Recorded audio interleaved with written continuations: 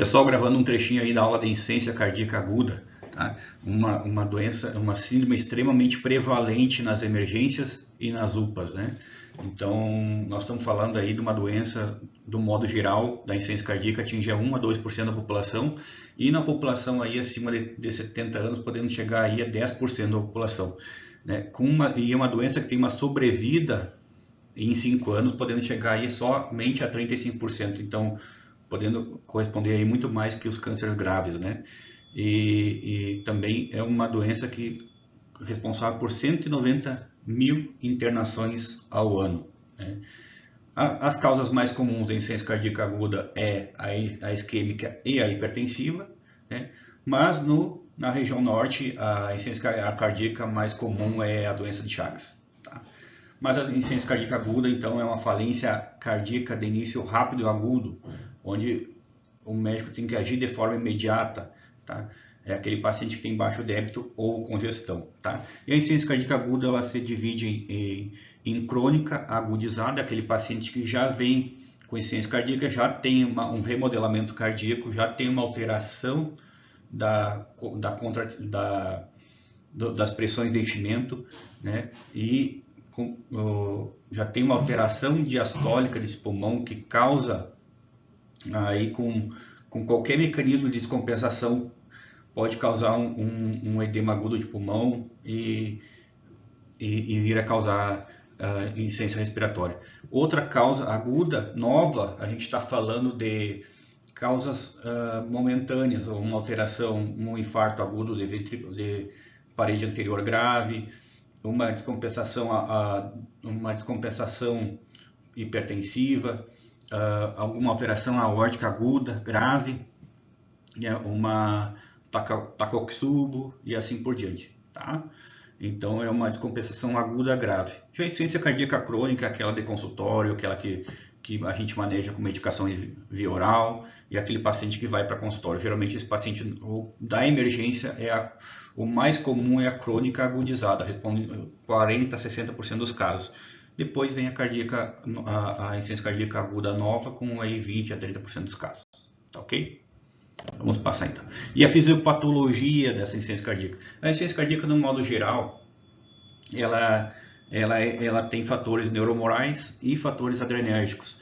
No modo geral, a insuficiência cardíaca, quando o rim reconhece que tem uma baixa, quando existe um baixo débito, ele entende que é volume, né? Ele entende que é volume e quando diminui a volemia para o rim ativa a renina, que ativa a angiotensina no fígado, que vira angiotensina 2 no pulmão e ativa a aldosterona no córtex da suprarrenal, retendo o sódio e jogando o potássio fora, tá? Esse é um mecanismo de aumento de volemia, né? E com o aumento da volemia, esse paciente tende a aumentar o trabalho cardíaco. Quando diminui também a volemia na aorta, a aorta atinge baroreceptores que aumentam esse trabalho cardíaco, aumenta a adrenalina, aumenta o trabalho cardíaco, esse coração trabalha mais, trabalha com mais força, e isso dá alteração inflamatória que causa fibrose, e esse coração vai aumentando de tamanho até uma insuficiência diastólica virar uma sistólica, tá? E a fisiopatologia da insuficiência cardíaca aguda, ela envolve pré-carga, contratilidade e pós-carga. Então essas são as alterações que acontecem no coração, um desses mecanismos. E quando altera a pré-carga, a gente tende a pôr volume, quando o coração está com hipovolemia, ou retirar com a ajuda de diurético. A contratilidade, a gente aumenta essa contratilidade com inotrópico para aumentar essa força do coração, ou quando tem algum problema na pós-carga, que aumenta o trabalho do ventrículo sobre a aorta, a gente reduz com vasodilatador, tá? Alguns desses três mecanismos está envolvido no débito e na fisiopatologia da insuficiência cardíaca, tá? As mais comuns da insuficiência cardíaca aguda, como eu falei, é a isquêmica hipertensiva, a cardiomiopatia dilatada depois e a valvar, né? E as outras do modo geral, mas o mais comum aí, 50% é em isquêmica hipertensiva. Então a gente tem que ter muito cuidado com essas duas. E o que pode levar à descompensação da insuficiência cardíaca num paciente que já tem essa insuficiência, né? Então, pode ser uma síndrome cardiovascular aguda, síndrome coronariana, hipertensão, fibrilação, outra arritmia. A nível sistêmico, função renal, infecção. Então, a gente sempre tem que examinar isso no paciente. As causas mais comuns, claro, que é a infecção, a hipertensão, a anemia, que levam a uma insuficiência cardíaca de alto débito, uma descompensação do diabetes, hipotensão, hipotireoidismo, gravidez, né, tanto antes do parto como após, com a insuficiência cardíaca pós-parto, mas uma insuficiência cardíaca aguda, né? E relacionado ao paciente principalmente a não adesão ao tratamento farmacológico. E muito importante também a ingesta excessiva de sódio, que vai reter líquido e esse paciente vai descompensar. Essas são as principais, né, que chegam na emergência também, muito comum. O uso de anti-inflamatório e corticoide e relacionado ao sistema de saúde, falta de atenção primária, de acesso à atenção primária e falta de medicações efetivas no posto de saúde para que as pessoas com baixa renda possam pegar, né? Os critérios de Framingham, então, são dispneia, são um critério, o que leva para você caracterizar a insuficiência cardíaca? É um critério maior com dois menores, ou um maior com dois menores, ou um maior. Dispneia parasítica noturna, que é aquela dispneia que se acorda à noite com falta de ar, essa é a sugestiva ali do que está começando o edema agudo. A turgência jugular a 45, mesmo o paciente com decúbito levantado, ele mantém uma pressão na jugular. Refluxo hepatojugular, quando você aperta, você faz um refluxo, quando aperta o fígado, aumenta a pressão na jugular. Estertores crepitantes, o que caracteriza o edema agudo são estertores em 2/3 do tórax, né? A cardiomegalia já no raio-x, então esse coração já está aumentado, o edema agudo pulmão e o galope de B3 aí.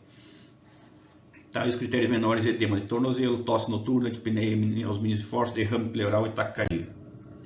E o principal aqui é quando você, a partir do momento que o paciente chega na emergência, você fazer um atendimento sistematizado, né? Você caracterizar que esse paciente tem insuficiência cardíaca, você raciocinar em cima do paciente e você saber se essa insuficiência cardíaca é aguda ou essa insuficiência cardíaca é crônica agudizada. Caracterizar o tempo, depois saber se esse paciente tem uma insuficiência diastólica ou uma insuficiência sistólica, se esse paciente está com sinais de baixo débito ou não, e depois caracterizar o perfil. O perfil A é o perfil que a gente quer, que é aquele perfil que a gente deixa o paciente com medicações via oral, é o paciente quente e seco, o paciente bem perfundido. O perfil B é o paciente da emergência que chega e é o paciente aí com mais de 40 a 50% dos casos. É aquele paciente com edema agudo de pulmão, que é aquele paciente quente, porém congesto. É aquele paciente bem perfundido, com diurese, aquecido, diurese, alerta, porém acontece alguma coisa de forma instantânea, tipo uma crise hipertensiva e que retém esse líquido, faz esse líquido vir para o pulmão de forma aguda e fazendo ortopneia, turgência jugular, B3, estertor crepitante, crepitando 2/3 do pulmão e ascite, né? O perfil C é aquele perfil de choque cardiogênico, aquele paciente frio, diminuição de diurese, alteração do nível de consciência, extremidade fria, sensório rebaixado, né? E congesto também, com ortopneia, turgência, B3, estertor, né? Então esse é o paciente com choque cardiogênico. Esse paciente às vezes precisa inotrópico, às vezes aí a gente vai tratar ele de acordo com a pressão sistólica, uma pressão sistólica baixa, abaixo de 70, abaixo de 90, tendendo a hipotensão e mal perfundido, a gente tem que levantar essa pressão com vasopressor para depois começar inotrópico. A partir do momento que você começou inotrópico, esse coração melhorou, você vai diminuindo o vasopressor, vai vasodilatando e inicia diurético para ajudar esse coração, certo? Aí, se a pressão estiver acima de 90, já começa direto inotrópico para depois vasodilatar, certo? Esse coração geralmente as pressões eles não são muito altas porque esse coração está sofrendo e geralmente tem uma pós-carga aumentada. Então, esse coração é um coração que não mantém pressão alta, porque ele é um coração que está sofrendo, certo? E o perfil D é aquele paciente que está com alteração no nível de consciência, diminuição de diurese, mas ele não tem congestão.